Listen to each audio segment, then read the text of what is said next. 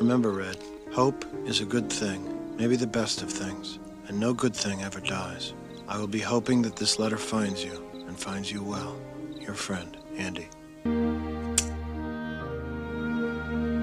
Get busy living, or get busy dying. That's goddamn right. For the second time in my life, I'm guilty of committing a crime. Parole violation. Fort Hancock, Texas, please.